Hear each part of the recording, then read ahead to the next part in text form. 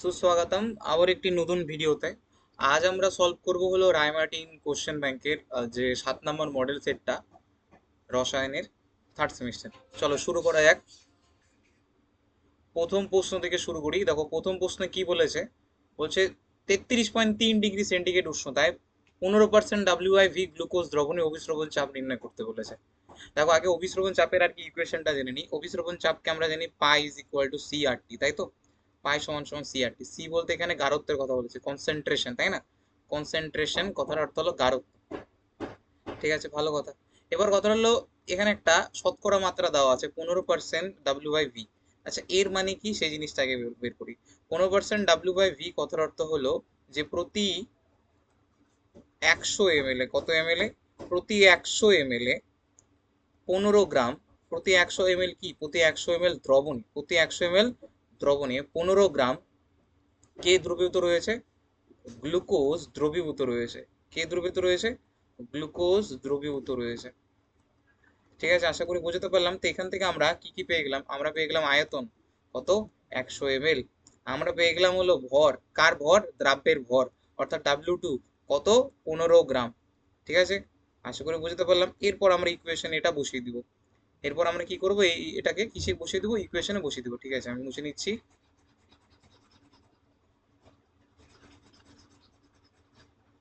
চলো ইকুয়েশনটা আমরা লিখি আবার। Pi is equal to W2 into 10⁻³ divided by M2 into W1 into R এর মান হলো 0.0821 এবং টেম্পারেচার তোমার দেওয়া আছে 333.3। এটা 273 যোগ করে এটাকে কেলভিনে কনভার্ট করে দাও, নাকি না? তো কেলভিনে কনভার্ট করলে কি হবে? বাট তার আগে একটা মনে প্রশ্ন আসতে পারে, দাদা যে এই ইকুয়েশনটা তুমি কেন লিখলে, 10 আসলে কেন?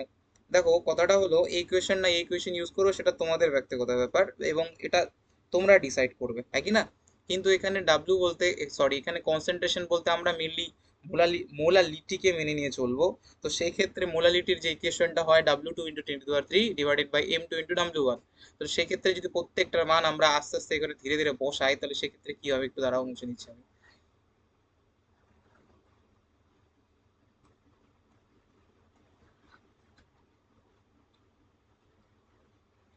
প্রথম থেকে আবার করি, ঠিক আছে?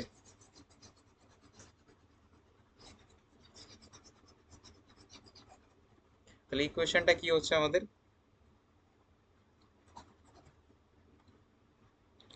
পাই সমান সমান W2 × 10⁻³ divided by M2 × W1, okay, into R এর মান আমি বললাম 0.0821 এবং টেম্পারেচার কত ছিল, 333, সরি 300 না, 33.3 প্লাস 273 কেলভিন, কেলভিনে কনভার্ট করে দিলাম। ঠিক আছে, এবার এটা কিভাবে রাখবা সেটাও আর কি তোমাদের বলে দিচ্ছি। দেখো আর এর মান থেকে হলো 0.0821 LATM মোল ইনভার্স এবং কেলভিন ইনভার্স, তাই না?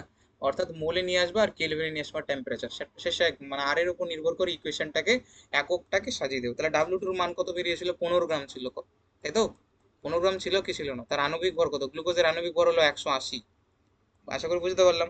আর W1 বলতে কি বুঝিয়েছে, W1 বলতে কি বুঝিয়েছে, W1টা কত ছিল হলো তোমার হলো কি বলো ওটাকে, আরে W1 তো না, সরি। আচ্ছা এখানে W1 লিখেছে না, এখানে ভি হবে, মোলারিটি, তাই তো? তো ভি এর জায়গায় যদি আমরা আর কি 100 ml বসাই তো সেক্ষেত্রে কি হচ্ছে, 0.0821।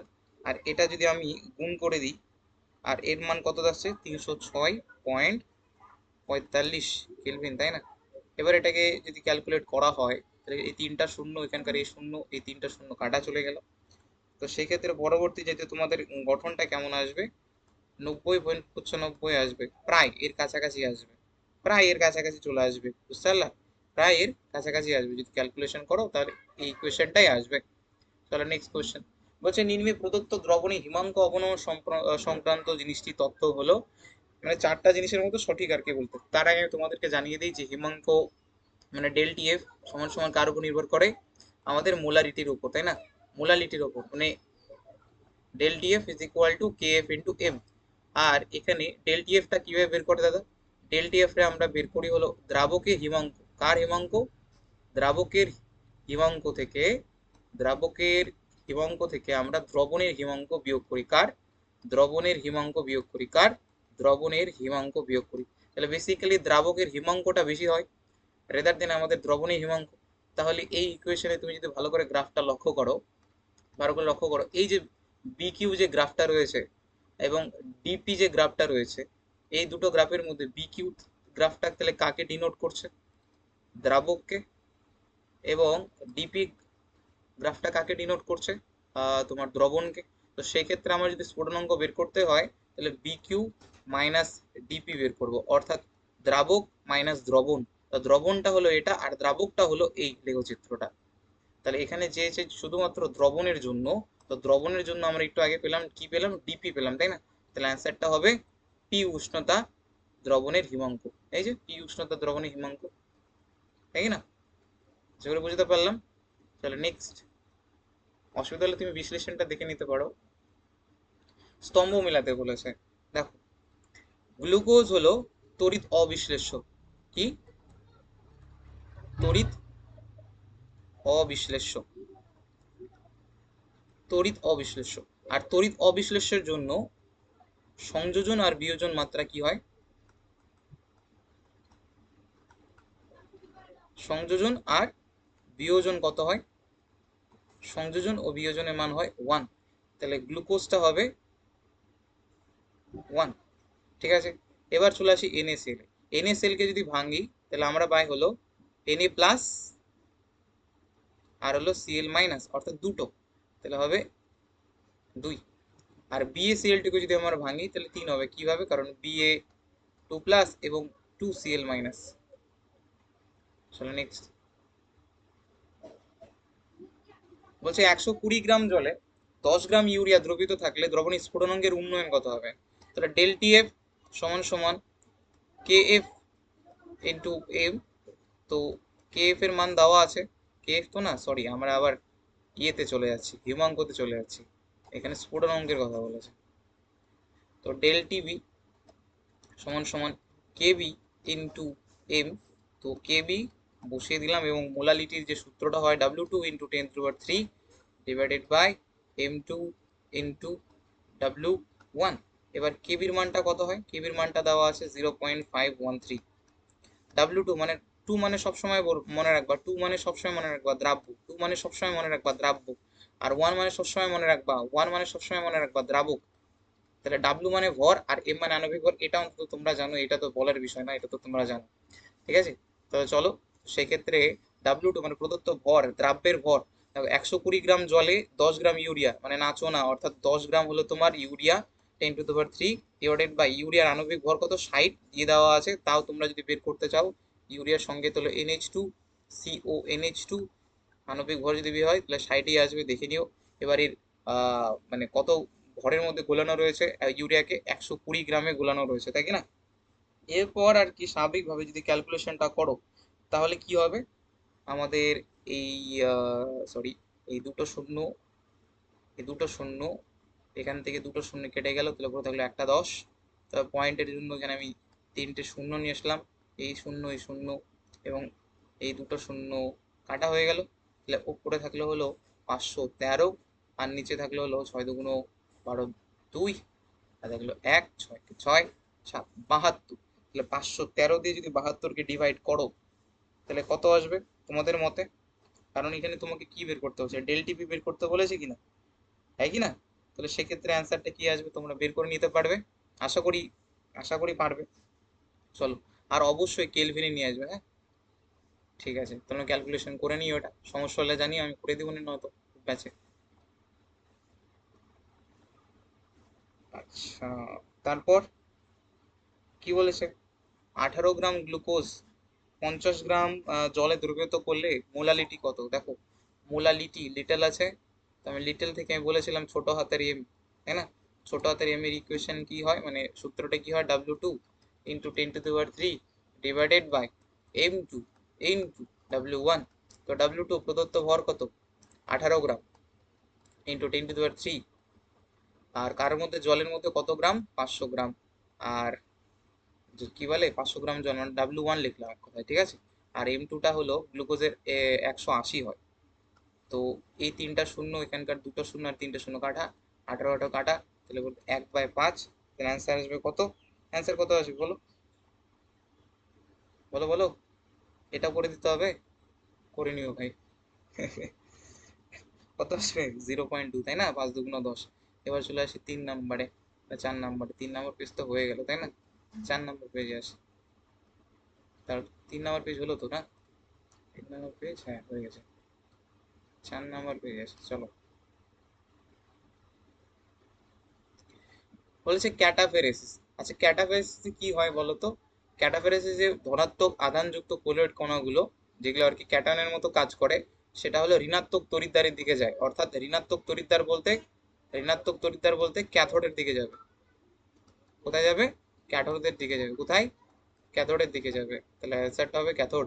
নেক্সট, নিম্নলিখিত যৌগটির নাম চেয়েছে এবং ক্ষারগ্রাহিতা কত। দেখো, ক্ষারগ্রাহিতা বলতে বোঝায় হলো দ্য নাম্বার অফ উইচ, তাই না? এখানে উইচ কটা দেখতে পাচ্ছ? আমি আমি দেখতে পাচ্ছি 3টা। তাহলে ক্ষারগ্রাহিতা হবে 3, তাহলে অ্যান্সার হবে হয়তো এটা নয়তো এটা। ঠিক আছে, তাহলে অপশনে এই দুটো কেটে গেল। বা তোমরা জানো যে পাইরো কথার অর্থ হলো পিওপি বন্ড। কি বন্ড? POP bond. পাইরো মানে এরকম বন্ড থাকবে, হাইপো মানে বন্ড থাকবে হলো পিপি বন্ড। ঠিক আছে, ঠিক আছে, বুঝতে পারলাম। তাহলে এই কথা, এখানে আমি পিওপি বন্ড দেখতে পাচ্ছি না বা পিপি বন্ড দেখতে পাচ্ছি না, তাহলে অ্যান্সার আমার চলে আসলো কত? অর্থ ফসফরিক অ্যাসিড। নেক্সট, বলছে NCl3 আদ্র বিশেষিত হয় না। দেখো, আদ্র বিশ্লেষণের যে সূত্রটা আর কি বা শর্তটা আমি বলেছিলাম, কি থাকতে লাগবে? তোমার মনে ফাঁকা জায়গা থাকতে লাগবে। তোমার মনে তো না যে আর কি আদ্র বিশেষিত হবে তার ভ্যাকেন্ট কি থাকতে লাগবে? ডি অরবিটাল থাকতে লাগবে। তাহলে তো জলের লোন পেয়ারটা আসে ভ্যাকেন্ট ডি অরবিটালে। তাহলেই তো সেই মানে 1 2 3 4, তাহলেই তো জলের আর কি সেই লোন পেয়ার গুলো এই ভ্যাকেন্ট ডি অরবিটালে যুক্ত হতে পারবে এবং তাকে আদ্র বিশ্লেষণ করতে পারবে।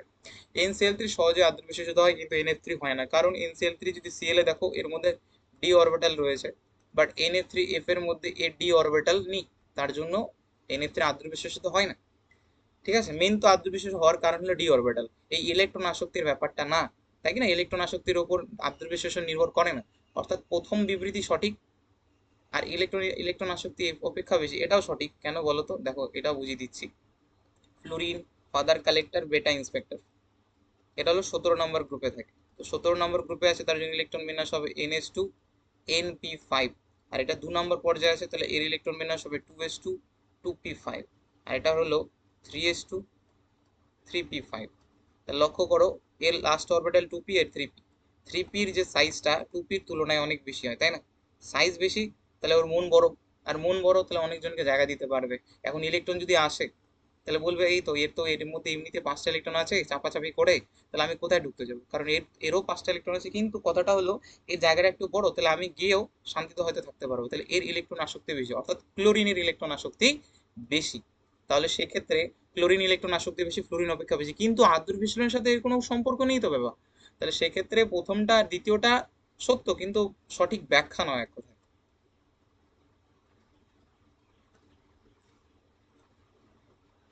11 নম্বর বলেছে স্ফুটনাঙ্কের ক্রম। দেখো, স্ফুটনাঙ্ক যদি আমরা কার, এগুলো হাইড্রাইট দিয়েছে, 16 নম্বর গ্রুপের হাইড্রাইট দিয়েছে। দেখো 16 নম্বর গ্রুপে কে রয়েছে?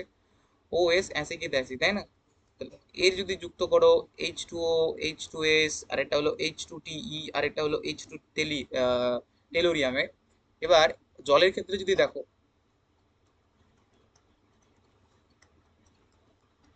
জল কি করতেছে বলো তো? একটা জলের অণু আরেকটা জলের অণুর সাথে কি বন্ডিং করতে পারে? একটা জলের অণু আরেকটা জলের অণুর সাথে কি বন্ডিং করতে পারে? হাইড্রোজেন বন্ডিং, তাই না? আমরা জানি হাইড্রোজেন বন্ডিং 3 জনের সাথে হয়। একটা হলো তোমার ফ্লুরিন, একটা হলো অক্সিজেন, আর একটা হলো নাইট্রোজেন। যেহেতু এখানে হাইড্রোজেন বন্ডিংটা বেড়ে গিয়েছে, তো যার কারণে স্ফুটনাঙ্কটা অন্যান্যদের তুলনায় বেড়ে যাবে। আর আমরা জানি যত উপর দিক থেকে নিচে দিকে যাবে আণবিক গ্রুপ তো বৃদ্ধি পাচ্ছে, তাহলে তাদেরকে ভাঙতেও আমাদের বেশি এনার্জি দিতে হবে। তাহলে সেই ক্ষেত্রে আমার ক্রমটা কেমন হবে? সেক্ষেত্রে ক্রমটা আমার কেমন হবে দেখো, এটা আর কি আমি তোদের ব্যাচে আর কি বলেও দিয়েছিলাম ট্রিকটা যে কিভাবে ইয়াদ রাখতে হবে। দেখো, আমি আবার এখানে শেয়ার করে দিচ্ছি, কোনো সমস্যা নেই, দেখে নাও।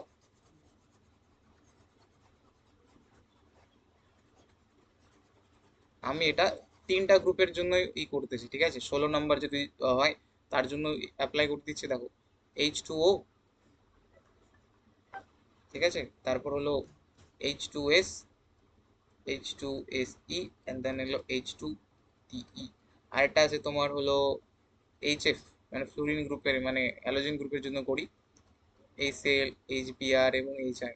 তাহলে যদি লক্ষ্য করো, কি লক্ষ্য করি, যে এখানে হাইড্রোজেন বন্ডিং হচ্ছে আর এখানেও হাইড্রোজেন বন্ডিং হচ্ছে, যার কারণে এদের যে আন্তঃনবিক হাইড্রোজেন বন্ডিং এর মাধ্যমে এদের আণবিক গুরুত্ব বৃদ্ধি পাচ্ছে এবং এদের স্ফুটনাঙ্ক বৃদ্ধি পেয়ে যাচ্ছে। তাহলে এরা 1 নম্বরে থাকবে। কিন্তু আমরা এটাও জানি যে নিচের দিকে যাদের থাকে তাদের আকারটা বৃদ্ধি পাওয়ার সাথে সাথে ভ্যান ডার ওয়ালসের আকর্ষণ ক্ষমতা বৃদ্ধি পাচ্ছে এবং এদের ক্ষেত্রেও আর কি স্ফুটনাঙ্ক বৃদ্ধি পাবে। তাহলে এরা 2 নম্বর পাচ্ছে। আর এরা এই হলো কম, তারপরে এই 4, তারপরে এই 3, তারপরে 4। তাহলে ইকুয়েশনটা আমাদের দাঁড়ালো 1 2 3 4, 1 2 3 4। তাহলে সব থেকে বেশি হলো জলের, তারপর হলো টেলুরিয়ামের, তারপর সেলেনিয়াম, দেন হলো সালফারের। দেখো জল, এটা সরি, জল জল জল জল, জলের পর টেলুরিয়াম, সেলেনিয়াম, তারপর একদম ঠিক। ঠিক তেমনি এটাও যদি আসে তাহলে এইভাবে তোমরা করতে পারো।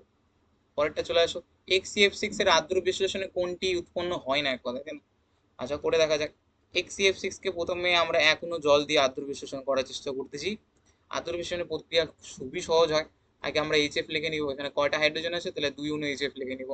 তাহলে 2টা ফ্লোরিন চলে গেল, থাকলো কয়টা, জেনন কটা আছে, একটা, তাহলে একটা জেনন এঁকে নিলাম। এবার অক্সিজেন কটা রয়েছে, একটা, একটা অক্সিজেন এঁকে নিলাম, তাই কি না, একটা অক্সিজেন এঁকে নিলাম, তাই কি না? এবার এই একটা অক্সিজেন এবং ফ্লুরিন তো 2টা চলে গেছে বেটা, তাহলে থাকলো তোমার হলো 4টে ফ্লুরিন। আবার এর মধ্যে যদি আমি 2 অণু আর কি কি বলে জল দিই, তো সেক্ষেত্রে কি উৎপন্ন হবে, সেক্ষেত্রে হাইড্রোজেন 4টা হয়ে যাচ্ছে, তাহলে 4 অণু এইচএফ উৎপন্ন হবে, তাই কি না? আর এক্সি মানে জেনন তো ছিলই। এবার এখানে কথার বিষয় হলো দুই দুই দিয়ে তুমি গুণ করার পর জলের অণুকে অক্সিজেনটা 2টা হয়ে গেল, তার জন্য O2 বসিয়ে দিব। এবার ফ্লুরিন তোমার 4টা চলে গেল, কারণ দেখো 4 অণু ফ্লুরিন চলে গিয়েছে, তাহলে থাকলো হলো তোমার F2, থাকতেছে কিনা, 4টা ফ্লুরিন চলে গেছে। এবার আমি যদি লাস্ট, যেটাকে আমরা সম্পূর্ণ আদ্র বিশ্লেষণ বলবো, XCF6 এর ওপর যদি আমি 3 অণু জল দিয়ে দিই, তাহলে সেক্ষেত্রে কি ঘটবে? দেখো XCF6 এর ওপর 3 অণু জল দিলে 6 অণু HF বেরিয়ে যাবে, তাই কি না? আর সেক্ষেত্রে XCO3, আর এর কাছে কোনো ফ্লুরিনই থাকবে না, কারণ 6টা ফ্লুরিন বেরিয়ে গেছে। তাহলে এগুলো সমস্ত উপজাত পদার্থ বেরোয়। বলছে কোনটি নির্মুক্ত, কোনটি নয়? XCOF4 হয়, XCO2F2 হয়, XCO3ও হয়, বাট এটা হয় না, অ্যান্সার হবে এটা। নেক্সট, হ্যালোজেন মৌলগুলির সক্রিয়তা হ্রাসের সঠিক ক্রম বলেছেন। সক্রিয়তা, তাই না, মানে আস্তে আস্তে সক্রিয় কম সক্রিয় হয়ে যায়। বুঝতে পারলে কি বুঝতে পারলে না? আচ্ছা, সক্রিয় হওয়ার কারণটা কি? অবশ্যই তাদের আকারটা ছোট হবে, তাদের তড়িৎ ঋণাত্মকতা হাই হবে এবং তাদের বন্ধন বিভাজন BDE কি হবে, খুবই কম হবে। তার জন্যই তো ওরা ভেঙে যাবে, আর ভেঙে যাওয়ার ফলেই ওরা একে অপরের সাথে যুক্ত হতে পারবে, অর্থাৎ বন্ধন বিভাজন শক্তি বেড়ে যাবে। তাহলে আমরা জাস্ট এটা বলতে পারি, যত উপর দিক থেকে নিচের দিকে যাবে না, ওদের সক্রিয়তা আস্তে আস্তে আস্তে আস্তে আস্তে আস্তে হ্রাস পাবে। কেন? দেখো আমি যদি বলি ফ্লুরিনের কথাই বলি, এই ফ্লুরিনের সাইজটা কি আছে, খুবই ছোট, আর এর ইলেকট্রোনেগেটিভিটি খুবই হাই। এদের ভাঙতে আমাকে খুব কম এনার্জি দিতে হবে, খুবই কম এনার্জি দিতে হবে, তাই কি না? আর খুব কম এনার্জি দিলে এরা ভেঙে যাবে পরস্পর, আর ভেঙে গিয়ে কি হবে, এদের যে সক্রিয়তা বেড়ে যাবে এবং একে অপরের সাথে যুক্ত হয়ে যেতে পারবে, অন্যজনের সাথে রিয়াকশন করতে পারবে। তো যার কারণে এটা বোঝা গেল যে যত উপর দিক থেকে নিচের দিকে যাওয়া যায় সক্রিয়তা আস্তে আস্তে হ্রাস পাচ্ছিল। তো ফ্লোরিন, ক্লোরিন, ব্রোমিন, আয়োডিন, তাহলে সব থেকে কম সক্রিয় হলো আয়োডিন, আর সব থেকে ভালো সক্রিয় হলো ফ্লোরিন। সক্রিয়তার কম যে সক্রিয়তা, লিভিং গ্রুপ চাইনি, হ্যাঁ, লিভিং গ্রুপের ব্যাপার আলাদা। অনেকজন গুলিয়ে দিচ্ছে যে লিভিং গ্রুপের সাথে এটা না, লিভিং গ্রুপ আলাদা জিনিস এবং সক্রিয়তা ব্যাপারটা আলাদা জিনিস। সক্রিয় হতে গেলে মেনলি আকারটা ছোট হতে হবে, তাহলে তো সক্রিয় না। এবার তোমাকে যদি আমি বলি, তুমি ধরো ক্লাস ক্লাস 5-এর ছেলে আর ক্লাস 12-এর ছেলের সাথে যদি তোমাদেরকে তুলনা করি, ক্লাস 5 সদ্য একটা ছেলে ক্লাস 5-এ গিয়ে গেছে, এবার সে চ্যালেঞ্জ ব্যালেঞ্জ টাইপের খুব তাড়াতাড়ি করবে, হ্যাঁ, ঘন্টা বাজবে, খুব দৌড়াদৌড়ি করবে, খুব আর কি ছোটাছুটি করবে, কারণ তারা খুব সক্রিয়, ছোট, বুঝতে পারলা, এবং তরিত্রের তত হাই লেভেলের। আর যখনই তোমরা বড় হয়ে যাবে আস্তে আস্তে ওই আকারটা তোমাদের বড় হয়ে গেছে, তোমরা আকারে বয়সে বৃদ্ধি পেয়ে গেছে, তোমাদের মাথার উপর চাপ এসেছে, তার জন্য তোমরা অত আর সক্রিয় হবে না, আস্তে আস্তে নিষ্ক্রিয় হতে থাকবে।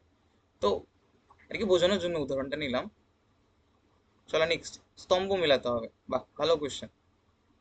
বলেছে আন্তঃ হ্যালোজেন। আন্তঃ হ্যালোজেন মানে বুঝো তো, একটা হ্যালোজেন আর একটা হ্যালোজেনের সাথে রিয়াকশন করেছে। এখানে আমি দেখতে পাচ্ছি এই একটা হ্যালোজেন, এই একটা হ্যালোজেন, দুটো ভিন্ন প্রকারের হ্যালোজেন, তাহলে এটা আন্তঃ হ্যালোজেন।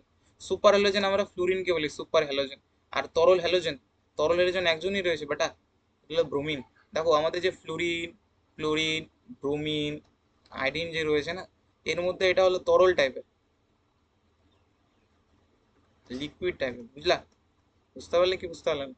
আর এটা এগুলো হলো তোমার হলো গ্যাস, আর এটা হলো তোমার হলো সলিড। তাহলে তরল হ্যালোজেন পেয়ে গেলাম, আর শব্দ হ্যালোজেন পড়তে থাকতে সিএন মাইনাস, এটা পুরো সিউডো হ্যালোজেন, খুব ইম্পর্টেন্ট একটা জিনিস। নেক্সট, হ্যালোজেন হাইড্রাসাইডগুলোর হাইড্রাসিডগুলির বিজারণ ক্ষমতার আর কি সঠিক ক্রম চেয়েছে। এবার বিজারণ ক্ষমতার কথার মানেটা কি এটাও তোমাকে বুঝতে হবে। বিজারণ ক্ষমতা তোমাকে মনে রাখতে লাগবে যে যত তাড়াতাড়ি এইচ প্লাস ত্যাগ করতে পারবে, যে যত তাড়াতাড়ি এইচ প্লাস ত্যাগ করতে পারবে তার বিজারণ ক্ষমতা বেশি হয়, এটা মনে রাখতে হবে। বিজারণ ক্ষমতা কার বেশি? যে যতবার এইচ প্লাস ত্যাগ করতে পারবে। যদি তুমি দেখো ফ্লুরিন, এটা ব্রোমিন এবং আয়োডিন, এদের মধ্যে তো হাইড্রোজেন বন্ডিং আছে, তাহলে এত সহজে দাদা এইচ প্লাস তো যেতে দিবে না, কারণ বন্ডিং করে রাখছে এইচ প্লাসের সাথে। এবার যত উপর দিক থেকে নিচের দিকে যাব, সাইজ কি হবে? বৃদ্ধি পাবে। তাহলে এখানে যদি আমি সাইজের দিক থেকে বলি, আয়োডিনের আকারটা সব থেকে বেশি, তাই না? আয়োডিনের সাইজটা বেশি হওয়ার কারণে এর সাথে যে হাইড্রোজেনের বন্ডিংটা না অত ভালো না, তাই কি না? এটা অনেক আকারে বড়, আর এটা নিম্নুসা টাইপের। তো এই যে বন্ধনটা খুবই, মানে খুবই দুর্বল টাইপের বলা যেতে পারে, হ্যাঁ কি না? আর যত উপর দিক থেকে নিচে যাবো সাইজ তো বৃদ্ধি পাবে, আর দুটো অ্যাটমের মধ্যে বন্ধন দৈর্ঘ্য, বন্ড লেন্থও বৃদ্ধি পাবে। হয়তো এরকম ছিল, আস্তে আস্তে নিচে দিয়ে গিয়ে এদের বন্ধন দৈর্ঘ্যটা বেড়ে গেল, মানে দূরত্ব বেড়ে গেল এক কথায়। মানে এক কথা সম্পর্কের মধ্যে দূরত্ব চলে আসছে। আর যে সম্পর্কের মধ্যে দূরত্ব চলে আসে সেই সম্পর্ক ভালো হয় না ভাই। সেই সম্পর্কের মধ্যে আস্তে আস্তে একজন আরেকজনকে ছেড়ে চলে যাওয়ার চেষ্টা করে, যেটা আর কি হয় বর্তমান সমাজে, তাই না? তো ব্যাপারটা এরকমই। অর্থাৎ নিচের দিকে যারা সমস্ত মূল্য থাকে তাদের বিজারণ ক্ষমতা অনেক বেশি, আর কথা এইচ প্লাস ত্যাগ হয়। তাহলে আয়োডিনের মানে এইচ আই আর কি, তার বিজারণ ক্ষমতা বেশি, then H BR, then H CL, আর এইচ আই, মানে একে তো যেতে দিচ্ছেই না। বোঝো ব্যাপারটা, কারণ ওদের মধ্যে রয়েছে, হাইড্রোজেন বন্ডিং রয়েছে, হ্যাঁ কি না? তো ব্যাপারটা আশা করি বুঝতে পারলা, হালকা পাতলা। আবার দেখবা, সমস্যা হলে জানাবা। প্রথম মানুষ শেখে নাকি? তোমরা তো পড়াশোনাই করতেছো না ভাই, ব্যাচে তো পড়াশোনাই দিস না, একটু তো পড়িস বাড়িতে। চলে বিবৃতি এক, সালফার ডাইঅক্সাইডের বিরঞ্জন ক্ষমতা অস্থায়ী টাইপের। আচ্ছা, কারণ সালফার ডাইঅক্সাইড যখনই তোমার জলের সাথে রিয়াকশন করে না, তখন উৎপন্ন করে হলো জাইমান হাইড্রোজেন। আর আমি যেখানে বলেছিলাম ক্লোরিন যখন জলের সাথে রিয়াকশন করে তখন ওরা উৎপন্ন করে জাইমান অক্সিজেন। এটা দ্বারা একবার যদি কোনো বস্তুর বিরঞ্জন হয়ে গেল, সে তার কালার আর আগের অবস্থায় ফিরে আসবে না, এটা হাইড্রোজেন। আর কিন্তু আমি অপর দিকে যদি সালফারের কথা বলি, জাইমান হাইড্রোজেন উৎপন্ন করার ফলে বিরঞ্জিত রঞ্জিত বস্তু বিরঞ্জিত হয়ে যাবে, কিন্তু যখনই ওর সংস্পর্শে আর কি অক্সিজেন আসবে, মানে বায়ু আসবে, ওটা আবার জারিত হয়ে আবার রং ফিরে পাবে। বুঝতে পারলে কি বুঝতে পারলে না? একদম। তার মানে এটা একটা অস্থায়ী প্রকৃতির, আর এটা এটাকে বিজরণ প্রক্রিয়ার মাধ্যমে হয়, একদম বিজরণ। বিজরণ, জানো তো বিজরণ প্রক্রিয়া বলতে কি বোঝো? বিজরণ প্রক্রিয়া মানে যেখানে অক্সিজেন কি হয়, অক্সিজেন কি হয়, বেরিয়ে যায়, তাই কি না? অক্সিজেন কি হয়, বেরিয়ে যায়। আর জারণে কি হয়, যেখানে অক্সিজেন অ্যাড হয়, তাই কি না এটা? নেক্সট ভাই, এটা ভাই মনে রাখার জন্য আমি বলেওছিলাম, ট্রিকও দিয়েছিলাম, যে অক্সিডেশন, অক্সিডেশনের মধ্যে রয়েছে হলো অক্স থেকে এক্স আসতেছে। এক্স, এক্স মানে তো বোঝোই তোমরা, তোমরা তো এইটা পিএইচডি করে নিয়েছো এই বিষয়।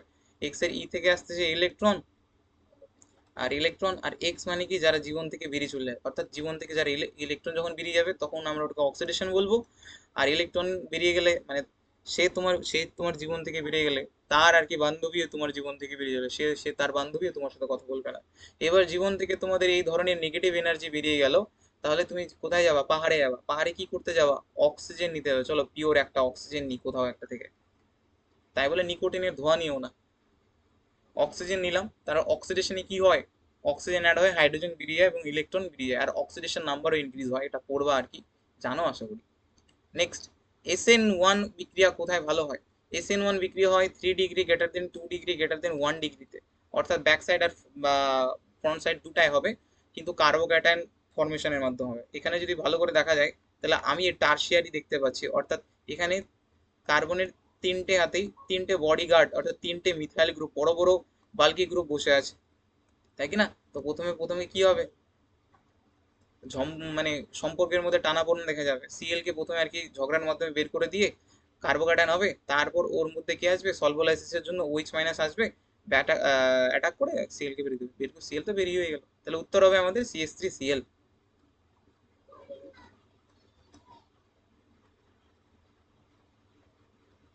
নেক্সট, যৌগটির আর কি সঠিক বিন্যাস শেষে দেখো, যৌগটাকে যদি আমি একটা হিসেবে লিখি তো সেক্ষেত্রে এটা আসতেছে, তারপর CH Br আর এই আবার COH, তাই না? তাহলে এখানে এলো কার্বন, তাহলে 1 নম্বরে কি রয়েছে, ব্রোমিন। তারপর এটা হলো 2 নাম্বার কার্বন, এটা হলো 3 নাম্বার কার্বন। আমরা সবসময় 1 থেকে 2, 2 থেকে 3 এ যাই, তাই না? তাহলে কি হয়ে গেল, ক্লকওয়াইজ না অ্যান্টি ক্লকওয়াইজ? ক্লকওয়াইজ। ক্লকওয়াইজ হলে কি হয় দাদা, আর হয়, কিন্তু হাইড্রোজেন তো দাদা ইয়েতে রয়েছে, হরাইজন্টাল রয়েছে, তো সুইচ করে কি করে দেবো, এস করে দেবো। ঠিক তেমনি এটাকে 1 দিলাম, এটাকে 2, এটাকে 3, তাহলে আমরা অ্যান্টি ক্লকওয়াইজ যাচ্ছি। অ্যান্টি ক্লকওয়াইজ হলে কি হয়, এস হয়, তাই না? আর হরাইজন্টাল আছে, তাহলে এটা হয়ে গেল আর, তো প্রথমটা হবে এস, দ্বিতীয়টা হবে আর, এস আর। আচ্ছা, ভুল ত্রুটি হলে অবশ্যই জানিও যদি কিছু সমস্যা হয় তোমাদের বুঝতে। বলছে এই যে কম্পাউন্ডে দেওয়া আছে তার উপর জলীয় কেওএইচ এবং ইথানলে কেওএইচ দিই। আচ্ছা, ভালো কোশ্চেন। এর উপর যদি জলীয় কেওএইচ দেওয়া হয়, ঠিক আছে,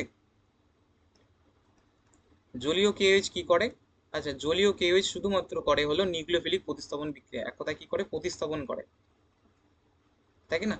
প্রতিস্থাপন করে, কি করে, প্রতিস্থাপন বিক্রিয়া করে। তোর জায়গায় আমি, আমার জায়গায় তুই, কে, ওইচ হাটাও, বিআর, বিআর হাটাও, ওইচ যুক্ত করো জাস্ট, তো হয়ে গেল CH3CH, তার নিচে হয়ে গেল OH, মানে অ্যালকোহল উৎপন্ন হয়ে গেল 2 ডিগ্রি, তাই না? 2 ডিগ্রি একটা অ্যালকোহল উৎপন্ন হয়ে গেল। কিন্তু এর উপরে যদি আমরা ইথানলীয় মানে অ্যালকোহলিক অ্যালকোহলিক কি দিয়ে দিই, কেওএইচ দিয়ে দিই, তো সেক্ষেত্রে কি হবে, এক্ষেত্রে হবে অপনয়ন বিক্রিয়া, এলিমিনেশন রিয়াকশন। তো অপনয়ন বিক্রিয়া কি হয়, এটাকে আমরা খুলে লিখতে হবে আমাদেরকে। দেখো CH3CH রয়েছে, তো বিআরটা যে কার্বনের সাথে যুক্ত থাকে সেই কার্বনকে আমরা বলি আলফা কার্বন, কি বলি, আলফা কার্বন। আর তার পাশের কার্বনকে বলি বিটা। বিটা কার্বন থেকে একটা হাইড্রোজেন আমরা খুলে নিয়ে লিখবো, তো সেক্ষেত্রে দেখতে এমন দাঁড়াবে, কারণ দুটো হাইড্রোজেন, তিনটা হাইড্রোজেন থেকে একটা হাইড্রোজেন খুলে লিখলাম, তাহলে তো বেরিয়ে গেল HBr, এলিমিনেশন হলো, তাহলে উৎপন্ন হলো CH2 double bond CH single bond CH3। Next, বলছে লুকাস বিকারক। হ্যাঁ, লুকাস বিকারক কাকে বলে, অনাদ্র ZnCl2 এবং গাঢ় HCl এর তৎপরতায় আমরা লুকাস বিকারক বলে। এটা মেনলি কি শনাক্তকরণ কাজে লাগে, অ্যালকোহল শনাক্তকরণে কাজে লাগে। অ্যালকোহল শনাক্তকরণ, তা আবার কোন কত ডিগ্রি, 3 ডিগ্রি অ্যালকোহলের সাথে এর রিয়াকশনটা খুব তাড়াতাড়ি হয় আর কি, খুব তাড়াতাড়ি ঘোলাটে হয়ে যায় সলিউশন, তাই, ঠিক আছে। লুকাস বিক্রয়সে CH3OH CH3CH2OH এর পার্থক্য করা যায়, তাই নাকি বেটা? দুটাই তো হলো তোমার কি বলে 1 ডিগ্রি, হ্যাঁ কি না? বুঝতে পারলে কি বুঝতে পারলে না? এবার আমি ও তোমাদের তো বলিনি না, 1 ডিগ্রির ক্ষেত্রে আর কি লুকাস বিক্রয় কাজে দেয় না, 2 ডিগ্রি আর 3 ডিগ্রির জন্য কাজে দেয়, তাই না?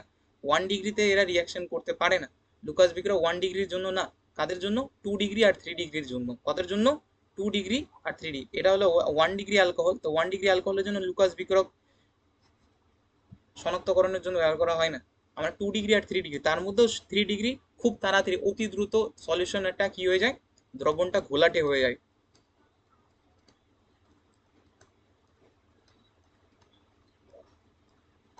ঠিক আছে, চলো নেক্সট। আচ্ছা, বলছে নিচের কোনটি নিউক্লিওফিলিক প্রতিস্থাপন বিক্রিয়ায় অংশগ্রহণ করে, নিউক্লিওফিলিক প্রতিস্থাপন বিক্রিয়ায় অংশগ্রহণ করবে কারা, ক্লোরোবেনজিন। দেখো ক্লোরোবেনজিনকে যদি লক্ষ্য করো, ক্লোরোবেনজিন, ক্লোরিনে রয়েছে লোন পেয়ার যাবে রেজোনেন্স, তো রেজোনেন্সের ফলে কি হয় ক্লোরোবেনজিনে, এই যে পজিশনগুলো হবে না, এই পজিশনগুলো নেগেটিভ আধান যুক্ত হয়ে যাবে। আর নিউক্লিওফিলিক প্রতিস্থাপন বিক্রিয়া, নিউক্লিওফাইল কথার অর্থ হলো পজিটিভ লাভার, কি লাগবে, পজিটিভ লাভিং গ্রুপ, মানে পজিটিভ গ্রুপ আসতে হবে, মানে পজিটিভ পার্ট আসলে ভালো হয়। বাট রেজোনেন্সের কারণে তো নেগেটিভ ক্যারেক্টার আসতেছে, তাহলে সেই ক্ষেত্রে আমাদের ক্লোরোবেনজিনে নিউক্লিওফিলিক প্রতিস্থাপন বিক্রিয়া হবে না। আশা করে বুঝতে পারলাম, বুঝতে পারলে কি বুঝতে পারলে না? এবার চলে আসি একটা গ্রুপ আমি তো আমি দেখতে পাচ্ছি, সেটা হলো NO2 গ্রুপ, তাই না? মানে এই যে সামথিং ইলেকট্রন আকর্ষণী গ্রুপটা, যার মধ্যে রয়েছে -I আর -R ইফেক্ট, মাইনাস আই ও আর মাইনাস আর ইফেক্ট, এই কি করছে বলতো, ইলেকট্রন ঘনত্ব না কমিয়ে দিচ্ছে এক কথায়। ইলেকট্রনের ঘনত্ব যদি কমিয়ে দেয় তাহলে কি হবে বলতো, নিউক্লিয় প্রতিস্থাপন বিক্রিয়া খুব দ্রুত হবে। তাহলে সেই ক্ষেত্রে নিউক্লিওফিল প্রতিস্থাপন বিক্রিয়া প্রথমটাতে সব থেকে বেশি হবে, তাই কি না? আচ্ছা, চলো নেক্সট। আই টু এনএইচ, আহা, আই টু এনএইচ সবার পছন্দের বিক্রিয়া, আয়োডোফর্ম টেস্ট, তাই না? আয়োডোফর্ম টেস্ট মানে হ্যালোফর্ম বিক্রিয়া। হ্যালোফর্ম বিক্রিয়া থেকে কোশ্চেন তো আসার সম্ভাবনা অনেক অনেক রয়েছে বেটা। হ্যালোফর্ম বিক্রিয়া থেকে বুঝতে পারলা, বলেছে একটি যৌগকে হ্যালোফর্ম বিক্রিয়ায় অংশগ্রহণ করে হলুদ বিক্রিয়া মানে হলুদ পদক্ষেপ দিয়েছে, আর অ্যাসিডিকের তৎপরতায় পাকা ফলের সুমিষ্ট গন্ধযুক্ত যৌগ উৎপন্নও হয়েছে, আর সোডিয়াম লবণ CH3 আয়ের সাথে বিক্রিয়া করে মিথাইল ইথারও উৎপন্ন করেছে। তো সেক্ষেত্রে যৌগটি কি হতে পারে? দেখো সেক্ষেত্রে যখন মিথাইল আয়োডাইডের সাথে রিয়াকশন করেছে তাহলে অবশ্যই এটা অ্যালকোহলই হবে। তাহলে অ্যালকোহল আমার দুটাই পড়তেছে, সেটা হলো এটা আর এটা হলো এটা। তা মিথাইল ইথার, তাই না? তো মিথাইল ইথার বানানোর জন্য মিথানল তো ইউজ হবে না, কারণ দেখো আমি যদি এটার কথা বলি তো সেক্ষেত্রে কি হবে, CH3 CH2 OH এর জায়গায় কি হবে, কি হবে, মিথাইল ইথার না, তো ও CH3 উৎপন্ন হবে, মিথাইল ইথার, বুঝতে পারলা? মানে এই ক্ষেত্রে এটা উৎপন্ন হচ্ছে না, বিটা আর কি রিয়াকশনটা করবে না। আর অপরদিকে যদি আমি এর কথা বলি আর কি, CH3 CH2 OH হ্যালোফর্ম বিক্রিয়ার জন্য যে যে যে যৌগগুলো বা সামথিং যে যৌগ তো না, যে অংশগুলো দরকার, যাদের মধ্যে এই অংশগুলো থাকে তারা হ্যালোফর্ম বিক্রিয়া অংশগ্রহণ করে, সেটা আর কি বলে দিই। থাকতে হবে CH3 C ডবল বন্ড ও কিটোমিথাইল গ্রুপ, বা যদি এটাকে বন্ড ভাঙি তাহলে এটা পাচ্ছি হলো এটা, হয়তো নয়তো বা থাকতে হলে CH3 CH OH এই গ্রুপটা। তুমি যদি এর দিকে লক্ষ্য করো, এখানে রয়েছে CH3 CH, এখানে হাইড্রোজেন আর তার পাশে রয়েছে OH, তার মানে এর মধ্যে সেই গ্রুপটা রয়েছে, এই হ্যালোফর্ম বিক্রিয়া সারা দেবে।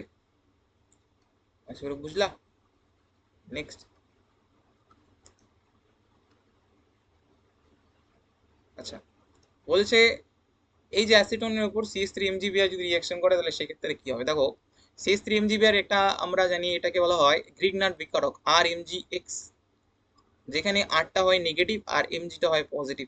তো এই CH3 নেগেটিভ পার্টটা অ্যাটাক করবে কার্বনকে, কার্বনের ডবল বন্ড উঠে যাবে অক্সিজেনের উপর। তো পরবর্তী স্ট্রাকচারটা এমন দাঁড়াবে যে CH3 একটা হাত উপরে অক্সিজেন লাগলো, আর ওই অক্সিজেনের নেগেটিভ চার্জ আসার কারণে এই নেগেটিভ চার্জ আবার ম্যাগনেসিয়ামকে টেনে নেবে, তাহলে হয়ে যাবে ও মাই গড বিয়ার তুমি আমার কাছে এসেছো। আর এদিকে CH3, আর নিচের দিকে তো CH3 অ্যাটাক করেছে। তারপর যখন এর উপরে H3O+ দেওয়া হবে তখন এই গোটা পার্টটাকে ভেঙে দিব, গোটা ভাতটাকে ভেঙে দিয়ে এদিকে এইচ একটা এদিকে ওইচ দিব, মানে অক্সিজেন দিব, মানে জল অ্যাড করব। তো সেক্ষেত্রে আমাদের CH3 আর উপরে একটা ওইচ আসবে, মানে 3 ডিগ্রি আর মানে 3 ডিগ্রি টারশিয়ারি একটা অ্যালকোহল উৎপন্ন হবে, আর উৎপন্ন হবে হলো MgOH, আশা করে বুঝতে পারলা। নেক্সট, পরের দিকে চলে যায়, নিম্নলিখিত যৌগগুলো আম্লিকতার ক্রম। আচ্ছা কোশ্চেনটাই নাই, তাই না? কোশ্চেনটা ছিল হলো তোমার ফেনল, কোশ্চেনটা ছিল হলো তোমার মেটানাইট্রোফেনল, আর কোশ্চেনটা ছিল হলো তোমার প্যারানাইট্রোফেনল, বুঝতে পারলা, হ্যাঁ কি না? Na2 গ্রুপ কি করতেছে, -I এবং -R গ্রুপের জন্য রেজোনেন্সের মাধ্যমে এই এই যে বন্ডটাকে নিচের দিকে টানছে, বুঝতে পারলা, ইলেকট্রনগুলোকে নিচের দিকে টেনে, বন্ডটাকে নিচের দিকে টেনে H+ থেকে খুব অতি দ্রুত আর কি, মানে বন্ধনটা আর কি দুর্বল করে দিচ্ছে। তো বন্ধনটা দুর্বল করে দেওয়ার ফলে H+টা অনায়াসে এখান থেকে বেরিয়ে যেতে পারে, অর্থাৎ প্যারানাইট্রোফেনলে অনায়াসে ইলেকট্রনটা বেরিয়ে যেতে পারে। তাহলে সেই ক্ষেত্রে প্যারানাইট্রোফেনলের আম্লিকতা বেশি হবে অন্যান্য তুলনায়। তাহলে এই এটা দেন এটা দেন এটা, ওকে, তাহলে 3 2 1।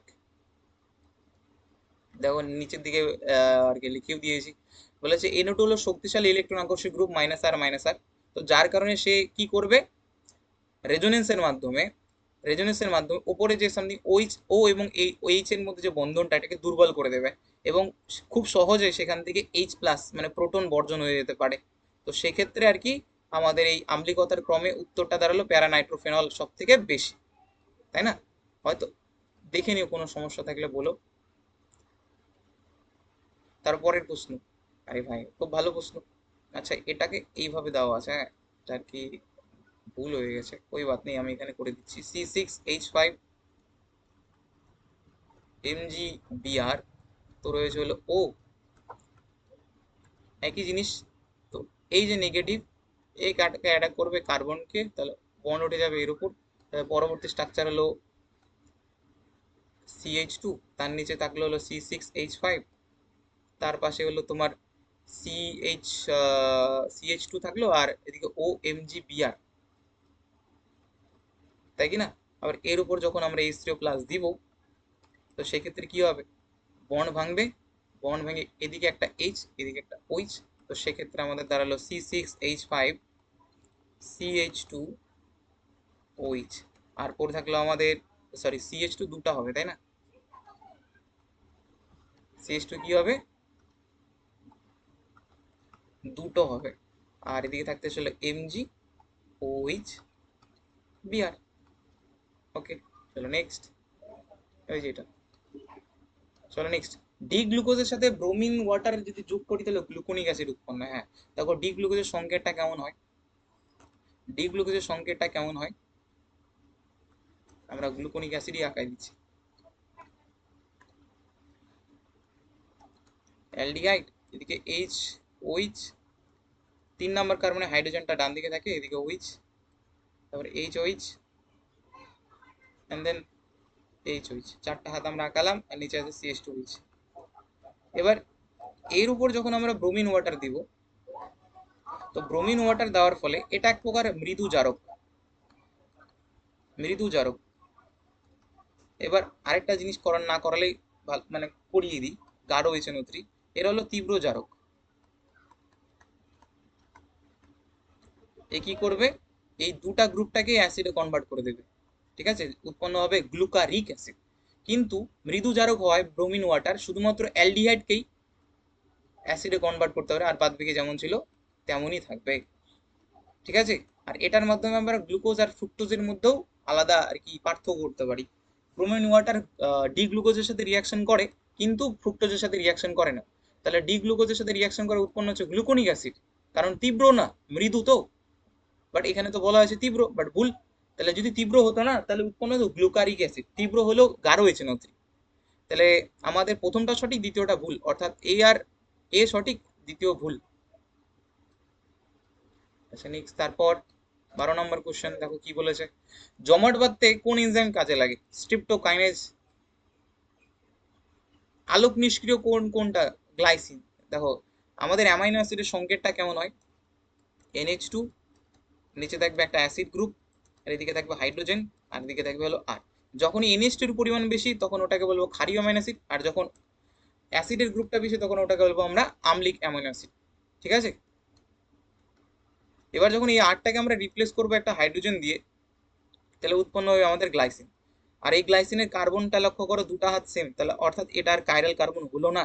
কাইরাল কার্বন কি, কাইরাল কার্বন না, আর কাইরাল কার্বন যদি না হয় তাহলে সেগুলো আলোক নিষ্ক্রিয়। বলছে সুক্রোজের মিউটা রোটেশন প্রদর্শন করে না, আর মিউটা রোটেশনের ফলে গ্লুকোজের আপেক্ষিক আবর্তন 52.2, এটা তোমরা নিজে করে নিও, ওটা করিয়ে দিয়েছিলাম মিউটা রোটেশন, ঠিক আছে। Alpha glucopyranose, beta glucopyranose. দেখো অ্যাডিপিক অ্যাসিড আর হেক্সামিথিলিন ডায়ামিনের মধ্যে, অ্যাডিপিক অ্যাসিড আর হেক্সামিথিলিন ডায়ামিন, হেক্সামিথিলিন অর্থাৎ CH2 আছে 6টা, আর NH2 রয়েছে হলো দুটো, NH2 রয়েছে দুটো। তো এটা দিয়ে তৈরি হয় আমাদের নাইলন 66। ফেনল আর ফর্মাল দিয়ে তৈরি হয় আমাদের ব্যাকেলাইট। 2 মিথাইল 1,3 বিউটাডাইন দিয়ে তৈরি হয় আমাদের প্রাকৃতিক রবার, আর ড্যাক্রন তো তোমাদের আছে। এগুলো ভাই হুঁশিয়ার হতে হবে ভাই, এগুলো তো আসবে, এগুলো তো জানা কথা, এগুলো তো কোনো কথাই নেই। নাইলন 66 যেহেতু NH2 ব্যবহার করা হয়েছে, তার জন্য এটা পলিঅ্যামাইড, অর্থাৎ CONH, এই বন্ডটা দেখা যেতে পারে, পলিঅ্যামাইড মানে অ্যামাইড গ্রুপ। আর যেহেতু হেক্সামিথিলিন ডায়ামিন ইউজ হচ্ছে না, মানে অ্যামিন তো থাকবেই, মানে এটা হলো অ্যামিন। আর একটা পলিএস্টার আছে, দেখে নিবা। দ্রুত পলিমারেশনে কি হয়, দ্বিবন্ধন এক বন্ধনে যুক্ত হয়, দেখো, কারণ CH2 ডবল বন্ড CH2, এরই যখন আমরা বারবার আর কি যুক্তকরণ করাবো, তখন CH2 সিঙ্গেল বন্ড CH2, ঠিক আছে, এটা কি হয়ে যাবে, সিঙ্গেল বন্ডে কনভার্ট হয়ে যাবে, তাই না, একদম। থার্মোসেটিং পলিমার না ভাই, থার্মোপ্লাস্টিক পলিমার, থার্মোপ্লাস্টিক পলিমার হয়, কারণ PVC একটা থার্মোপ্লাস্টিক পলিমার। থার্মোপ্লাস্টিক পলিমার মানে কি জানো, একে তাপ দিয়ে বারবার গলানো আর আকার দেওয়া যায়। আর থার্মোসেটিং পলিমার মানে একবার দিলাম আর দ্বিতীয়বার একে গলানো বা বারবার আকার দিতে পারবো না। পিভিসি কে বারবার আকার দেওয়া যায়, ঠিক আছে? তার মানে প্রথমটা সত্য, দ্বিতীয়টা মিথ্যা। তো বিবৃতি প্রথম সত্য, দ্বিতীয় মিথ্যা। হয়ে গেল।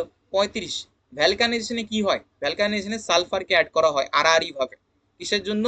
দৃঢ়তা বাড়ানোর জন্য, দৃঢ়তা, স্থিতিস্থাপকতা, রবারের বৃদ্ধি করার জন্য এটা বানানো হয় সালফার। অনেক সময় H2Cl2 থাকে, দেখে নিও। তো ধন্যবাদ এতক্ষণ পর্যন্ত দেখার জন্য। জানি না কে দেখেছো, বা যদি দেখে থাকো তাহলে তোমাদেরই লাভ। আমি চেষ্টা করলাম তোমাদের বোঝানোর জন্য খুব কম সময়, কারণ সময় তো তোমার কম, অন্যান্য সাবজেক্টকেও টাইম দিতে হবে। তো আমি আমার মতো করিয়ে গেলাম। কোনো সমস্যা বা কোনো অসুবিধা হলে অবশ্যই জানিও, আমি সলভ করে দেওয়ার চেষ্টা করব। আর অবশ্যই হ্যাঁ, টেলিগ্রাম চ্যানেলে চ্যানেলে যুক্ত হয়ে যাবো। আমি বলছি না সাবস্ক্রাইব করো, ভাই পড়ো, পড়ে ভাই কিছু একটা করো। চলো ভাই।